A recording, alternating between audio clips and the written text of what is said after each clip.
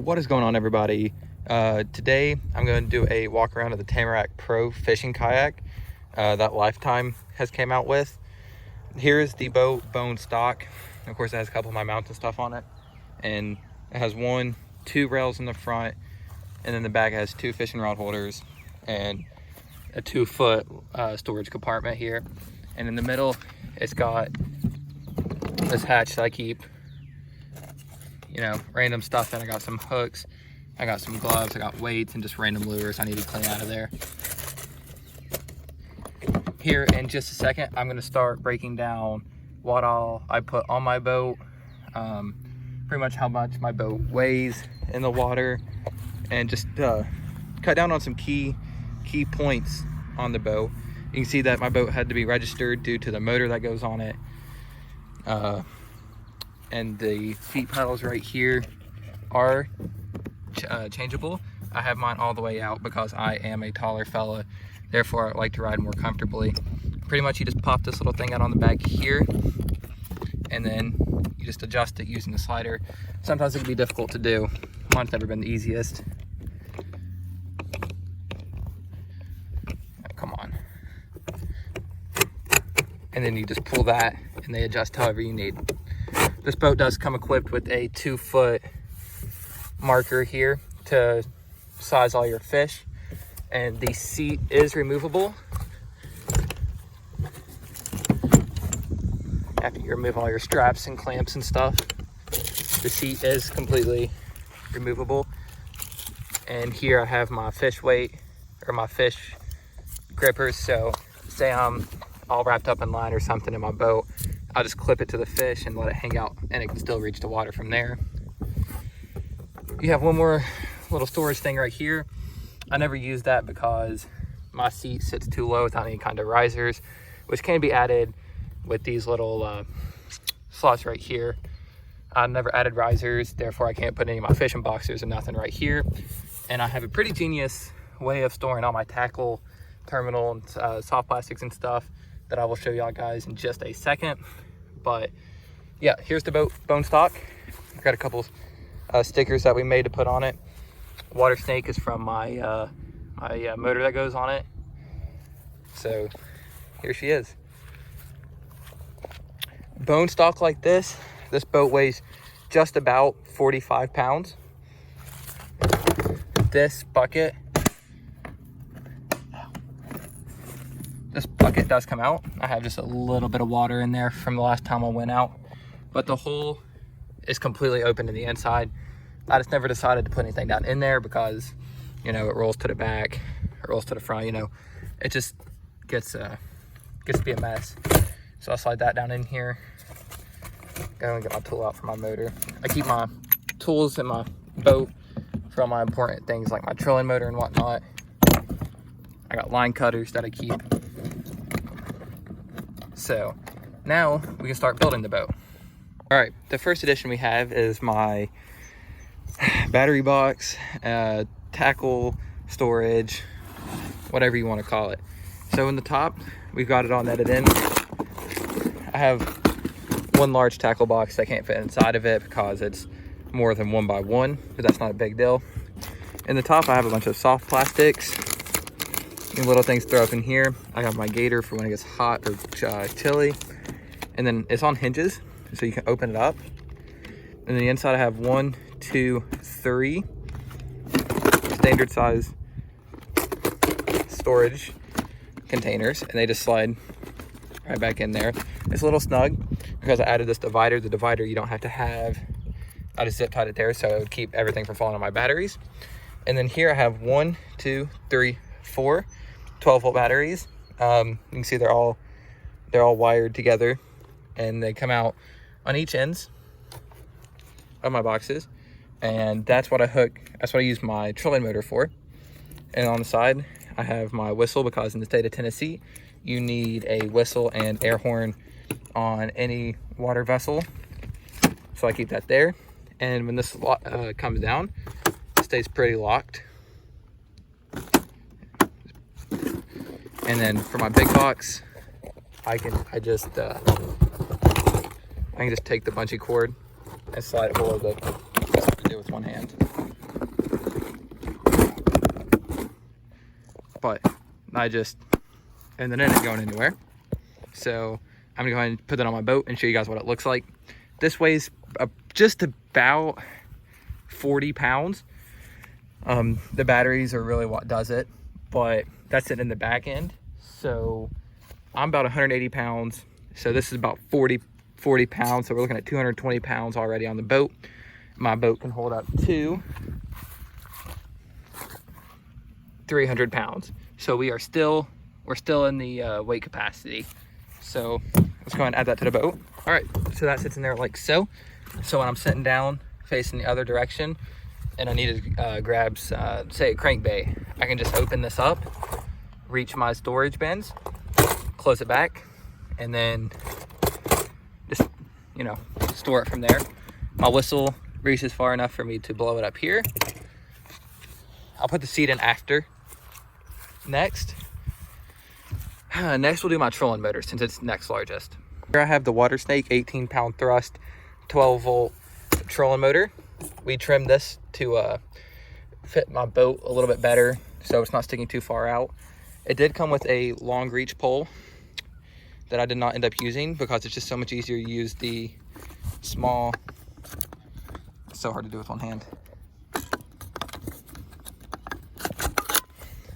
the small collapsible handle. And I'm going to show that on my, put that on my boat and show you guys what it looks like. All right, here we've just converted a old tackle box that we had on hand. You can open it up here. And it's got my fish finder, Striker 4 Garmin. It's got my mount for my kayak. And then it has my power cable and a single battery that is just the same as the ones that run my trolling motor. So I run this through here. I gently pull it out. It pretty much shuts by itself after I do that. It's old, so it's difficult to shut. Most of the times I don't end up shutting it. It's not too big of a deal. But I got it all latched. I've got about maybe 2.5 feet of wire to play with here. But I'm gonna go ahead and put on my fish finder real quick. Just take it over here. It sits right here, right in front of my trolling motor. So this little piece just slides on like so. It's rotatable. And then my fish finder clamps on like so. And it looks like this blocks this, but I promise you it really don't. I'm going to put my seat in since that's the last thing.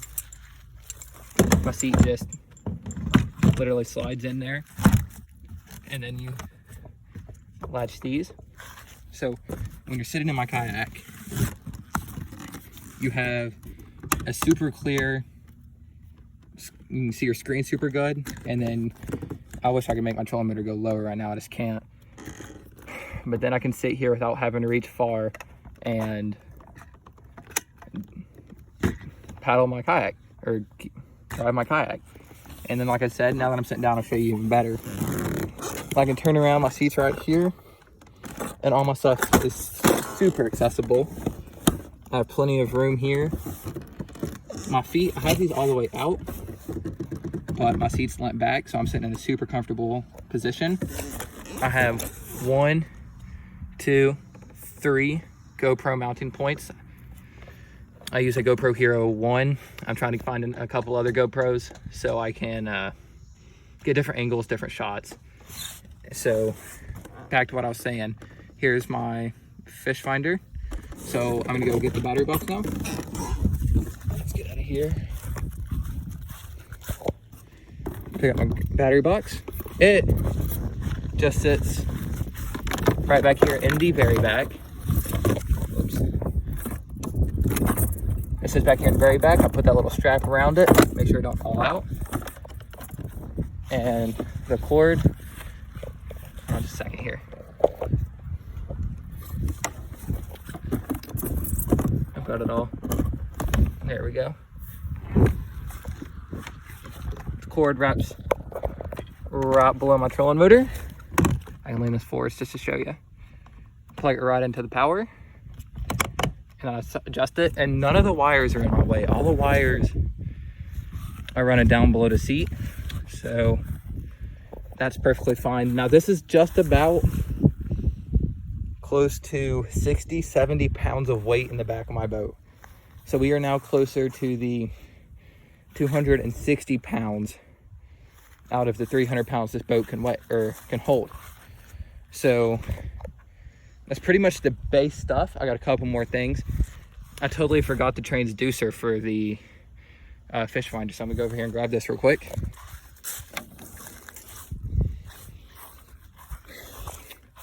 I picked up the Scotty mount transducer arm from Bass Pro for just about 30 bucks.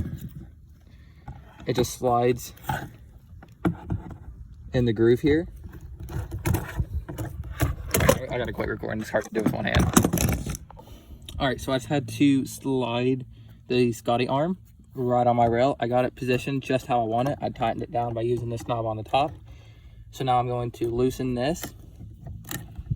My arm is then going to drop down. It's this right here, the shaft part. You can change the height on it. I am not going to right now because that's the way I prefer it in the water. I'm not going to change it just because it's on the grass. I didn't get the arm very tight, but you screw that right there. And then when I'm transporting it, I just throw it up like that, tighten this part right back down. Normally it's not that loose. I just didn't get it tightened enough just for demonstration. Here, you get about 20 feet of this wire. I think it's too much, but it just plugs in right here in the back of the fish finder. And that pretty much just stays, tuck it right around this, and that stays out of the way. So this side of my kayak is completely built, and pretty much nothing goes over here, minus my fishing rod holder and my net. This Lifetime fish finder works, or fishing rod holder works the same way. You slide it on there, you tighten this up right here. It's all tight, not gonna go anywhere.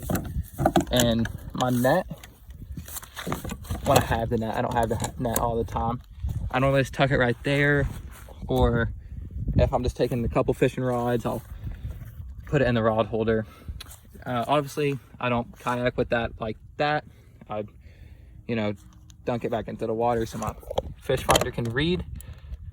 So that's just about it for the kayak. Now the kayak is just about maxed out on the weight. That's pretty much it, guys. So I'm gonna, here in a little while, I'm going to shoot a tackle terminal hardware video, pretty much covering the fishing rods I use, how I use them, what tackle I use, when I use the tackle, stuff like that. But for now, peace, guys. This is my kayak. Yeah, everybody have a good one. Like and follow if y'all want to see some more content with the kayak. All right.